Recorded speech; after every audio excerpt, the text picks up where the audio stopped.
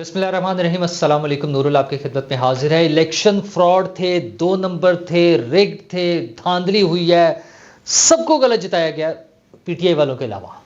یہ وہ موقف ہے جو پی ٹی آئی کا ہے, اور اس کے لیے پہلے کمشنر کا بیان اور اب رائے ثاقب کھرل کے جعلی وہ جو ہیں بیلٹ پیپر چھاپتے ہوئے ایک پریس کی تصاویر اور ویڈیو, وہ سارا کچھ. کہانی کیا ہے, ہو کیا رہا ہے, اور یہ سازش کون کر رہا ہے اور کیوں کر رہا ہے, اور اس سے کیا حاصل کرنا چاہتا ہے. تو جناب الیکشن ہو گئے. الیکشن کا پورا دن انتہائی پرامن, انتہائی پرسکون تھا, سوائے اکا دکا واقعات کے, اور کہیں سے یہ شکایت نہیں تھی کہ ہمارا ووٹ نہیں ڈالنے دیا گیا, ہمیں روکا گیا ہے. کوئی ایسا مسئلہ نہیں تھا. مطلب 2018 میں یہ مسائل تھے کہ وہ لوگ جو کسی ایک پارٹی, نون لیگ اس وقت, اس کا بینر یا سٹیکر یا وہ پرچی لے کر جا رہے تھے جس پہ باہر پولنگ ایجنٹس بیٹھے ہوتے ہیں نا, سوری پولنگ ایجنٹ بھی نہیں, پولنگ کیمپ لگے ہوتے ہیں, انتخابی کیمپ, جن میں وہ پرچیاں بنا کے دیتے ہیں ووٹ کی, جس میں پولنگ بوتھ نمبر اور اس طرح سے ساری چیزیں ڈیٹیلز ہوتی ہیں, ووٹ نمبر. تو وہ جب لے کے جاتے تھے تو وہاں پہ رک جاتے تھے, روک دیے جاتے تھے نون لیگ والوں کو. اس مرتبہ ایسا کوئی مسئلہ نہیں تھا, سب لوگ آزادانہ کھلم کھلا گئے ہیں. اور میں نے آپ کو بتایا تھا, ویسے تو بہت سی جگہوں پر ہم پھرتے رہے, لیکن وہ جو پولنگ ایجنٹس اندر بیٹھے ہوئے تھے, احمد چٹھا صاحب کے, حامد ناصر چٹھا صاحب کا صاحبزادے جو وہ الیکشن لڑ رہے تھے, ان سے میری بات ہوئی تو انہوں نے کہا کہ اس سے زیادہ پرامن الیکشن کبھی نہیں ہوئے, کسی نے کوئی رکاوٹ نہیں ڈالی, وہ سارے آئے, ووٹ ڈلے. اور پھر رات جب الیکشن کے نتائج آنا شروع ہوئے, بلکہ شام میں 6 بجے, جیو نے تو 5:30 بجے میسج چلا دیا کہ ہمیں پہلا نتیجہ موصول ہو گیا ہے, لیکن 6 بجے کا ٹائم ہے الیکشن کمیشن کی طرف سے, تو ہم 6 بجے دیں گے. اور 6 بجے انہوں نے اناؤنس کرنا شروع کر دیا. ظاہر ہے ایک حلقے کے ایک پولنگ اسٹیشن کا اگر رزلٹ تھا, جیسے مثلا 1 to 7 لاہور سے تھا, اور اس میں بلاول بھٹو جیت رہے تھے ایک حلقے سے الیکشن کے رزلٹ میں. وہ ان کے کوئی 500 ووٹ تھے, دوسرے کے 200 ووٹ تھے, اور وہ جیت رہے تھے. اب ایک حلقے کا رزلٹ چلتا جا رہا ہے, بلاول بھٹو جیت رہے ہیں. اسی طرح سے مختلف حلقوں کے رزلٹ آنے شروع ہوئے, ہر ایک کے ایک 2 پولنگ اسٹیشن, اور وہاں پر ایک پکچر یہ نظر آ رہی تھی کہ پی ٹی آئی کے لوگ آگے ہیں. اچھا, وہ بڑا کلیئرلی تمام چینل صاف دکھا رہے تھے. پھر وہ پوزیشن تبدیل بھی ہوتی گئی اسی دوران میں, کہیں پر وہ دوسرے لوگ آگے آگے, کہیں نون لیگ کے آگے آگے, کہیں پیپلز پارٹی کے آگے آگے, اور یہ سلسلہ چلتا رہا. ظاہر ہے جب تک رزلٹ مکمل نہیں ہو جائے گا تب تک تو نہیں کہا جا سکتا. یہ کم از کم 50% پلس میں جائے گا تو ٹرینڈ سمجھ آئے گی کہ کیا ہے. تو وہ بار بار تبدیل بھی ہوتے رہے ٹرینڈز, لیکن پی ٹی آئی کا مسئلہ تھا, انہوں نے شور مچایا کہ ہم جیت گئے ہیں, ہم جیت گئے ہیں. اچھا, اس دوران میں تھوڑا سا مس مینجمنٹ بھی ہوئی کہ نون لیگ کے لوگوں نے پراپرلی میڈیا کو ہینڈل نہیں کیا. ہینڈل کا مطلب یہ ہے کہ میڈیا پر بیٹھ کر اپنا ورژن نہیں دیا, اور وہ جو ورژن, وہ جو ٹی وی سکرینز پہ نظر آنے والا اسکرین شاٹس تھے, وہ سوشل میڈیا پر ایک ورژن بن گیا پی ٹی آئی کا, اور اس پہ دھما چوکڑی مچ گئی. اچھا, پھر نون لیگ کے آفیسز اچانک رات کو لوگ غائب ہو گئے, وہ سارا مسئلہ چلتا رہا. 4 بجے مریم اورنگزیب صاحبہ رات کو ٹی وی پر آئیں, اور اس کے بعد جو ہے وہ پھر ہمارے سامنے ہے, اور وہی وتیرہ, وہی شور کہ جی دھاندلی ہوگی, دھاندلی ہوگی. اور اچھا, ہمیشہ جیسے ہوتی ہے, بالکل ممکن ہے کہ کہیں کہیں کوئی نہ کوئی مسائل بھی ہو سکتے ہیں, لیکن اوور آل ایک بہتر رزلٹ کے, بہتر الیکشن کے باوجود یہ شور مچتا رہا. اور فائنلی 2 روز قبل جب ہفتے والے دن کمشنر پنڈی نے پریس کانفرنس کر دی, پھر تو شاید جیسے دنیا ہی الٹ گئی کہ لے جی, کمشنر پنڈی نے کہہ دیا کہ دھاندلی ہوئی ہے. اچھا, کمشنر پنڈی کے پاس کوئی ثبوت نہیں ہے. جس طرح کی ان کی باتیں تھیں, انہوں نے کہا کہ فوج نے الیکشن بالکل ٹھیک کرائے ہیں, فارم 45 بھی سارے موجود ہیں, اور دوبارہ الیکشن کی بھی ضرورت نہیں, صرف فارم 45 کو ری چیک کر لیا جائے. اچھا اوکے, تو وہ جو انہوں نے خود اندر بیٹھ کر بتایا تھا کہ میں نے تبدیل کروائے ہیں رزلٹس, وہ کیا تھا بائی دا وے, مطلب اس کی سمجھ نہیں آئی. لیکن اس سارے نظام کو ایک مرتبہ میں ڈسکریڈٹ کر دیا. اور پھر کل شام میں جب ٹویٹر آن آف ہو رہا تھا, بلکہ آف ہی تھا تقریباً, کبھی کبھار آن ہوا, رائے ثاقب کھرل نے وہ بیلٹ پیپر چھپتے ہوئے دکھائے جو نواز شریف صاحب کے حلقے کے ہیں, وہ حلقہ جہاں سے نواز شریف صاحب کی شکست کی اناؤنسمنٹ ہو چکی ہے, مطلب اس کا فیصلہ آ چکا ہوا الیکشن کمیشن سے, وہاں کے بیلٹ پیپر چھپ رہے ہیں. اور پھر ایک شور مچ گیا کہ دیکھیں جی بیلٹ پیپر چھپ رہے ہیں, اور یہ تو ساری 2 نمبری ہو رہی تھی اس کو مینیج کرنے کے لیے. اچھا, بندہ پوچھے کہ جس حلقے سے ان کی شکست اناؤنس ہو گئی ہے, وہاں کے بیلٹ پیپر ایکسٹرا چھاپنے کا کیا فائدہ ہو سکتا ہے؟ ہاں، لاہور والے حلقے کے اگر بیلٹ پیپر چھپ رہے ہوں کہیں پر تو اس کے بارے میں تھوڑا سا ڈاؤٹ کریٹ ہو سکتا ہے کہ وہ ان کی جو وکٹری ہے اس کو سپورٹ کرنے کے لیے وہاں پر ووٹ پورے نہیں ہوں، فرض کر لیتے ہیں ہم، اور ان کو سپورٹ کرنے کے لیے چھاپے جا رہے ہیں، تو کوئی تھوڑی سی سمجھ آتی ہے، میک سینس۔ اس حلقے سے جہاں سے نواز شریف صاحب شکست کھا چکے ہیں، ان کی اناؤنس ہو گئی ہے، وہاں کے بیلٹ پیپر چھپ رہے ہیں۔ اچھا، بیلٹ پیپر کے لیے مزید ریکوائرمنٹس ہے، اس کے کاؤنٹر فائل ہونے چاہیے، اس پہ جو ساتھ دوسرا حصہ ہوتا ہے اس پہ کوئی سیریل نمبر ہوگا، اس کا خاص اسپیشل ایک پیپر ہے جس پہ بیلٹ پیپر پرنٹ ہوتا ہے، وہ والا پیپر چاہیے، اس پہ واٹر مارک چاہیے۔ یہ ساری چیزیں نہیں ہیں، لیکن ایک دکھانے کے لیے، ایک بہت بڑا ہنگامہ کرنے کے لیے وہ کر دیا گیا۔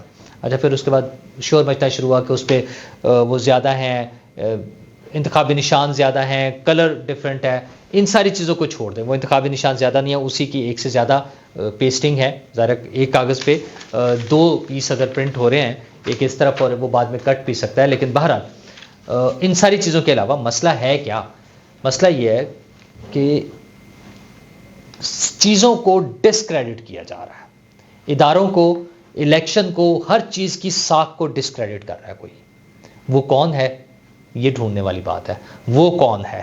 اچھا، جس نے کمشنر پنڈی سے یہ کچھ کرایا، اس کو چیک کرنے کی ضرورت ہے۔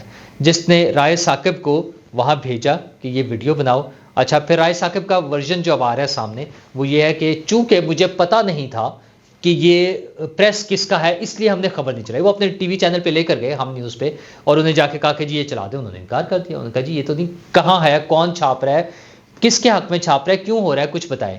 15 تاریخ کو بننے والی ویڈیو جو انہوں نے جا کے ریکارڈ کی، 19 تاریخ کو 18 تاریخ کو وہ چل رہی ہے، یعنی 15 16 17 18 چوتھے دن جا کر سوشل میڈیا پہ کوئی اور ریلیز کر رہا ہے، لیک کر رہا ہے۔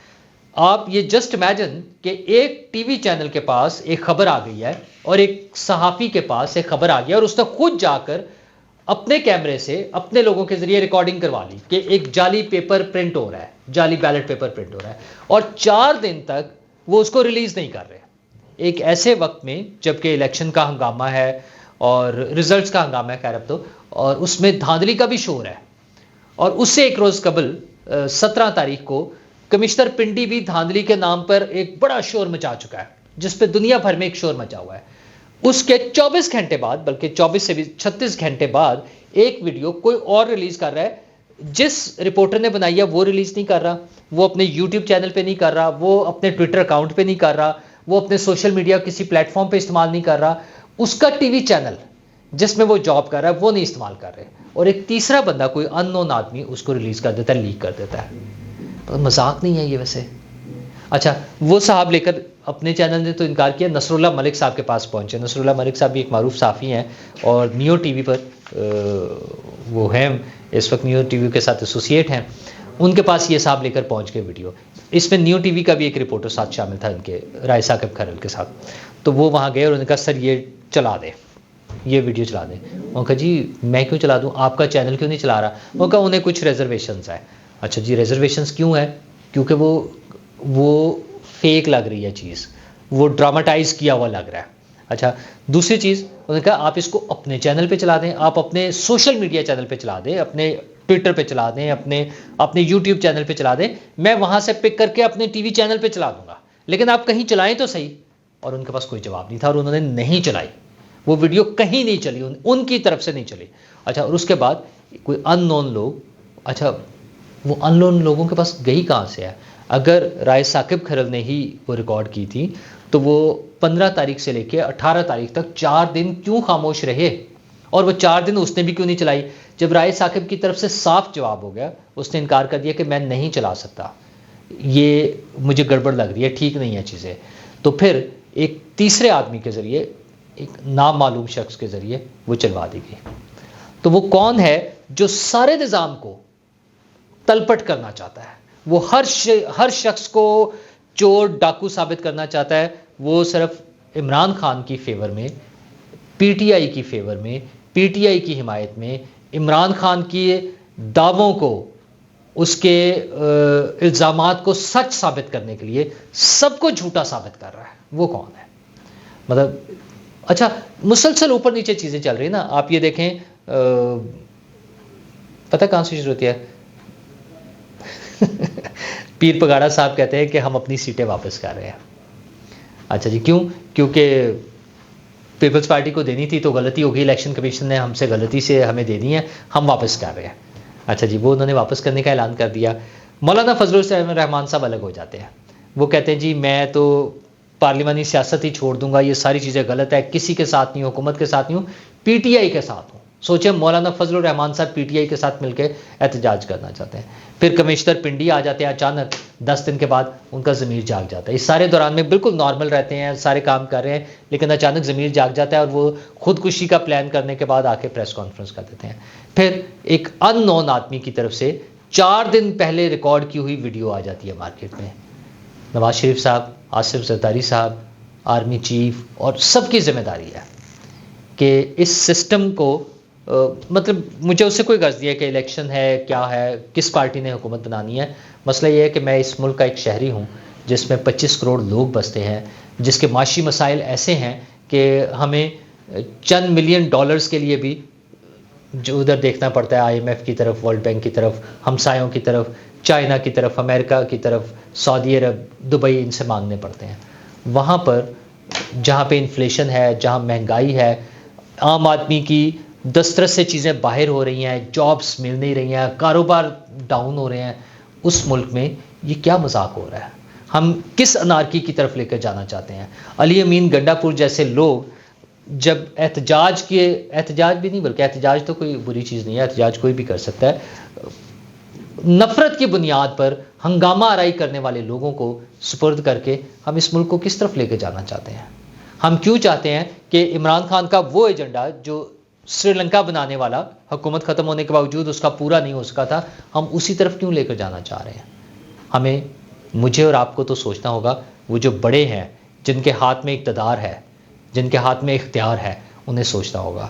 پیپلز پارٹی اور نون لیگ کو سوچنا ہوگا کہ ان کے مذاکرات کے لیٹ ہونے میں کہیں اور چیزیں لیٹ نہ ہو جائیں. اچھا سیاسی جماعتیں آج نہیں 5 سال بعد پھر اقتدار مل جائے گا اور ساری چیزیں ساتھ ہوئی ہیں. او بھائی عوام کا ایک ایک دن, ایک ایک لمحہ, ایک ایک دن کی روٹی, اس کے لیے کون رسپانسبل ہے؟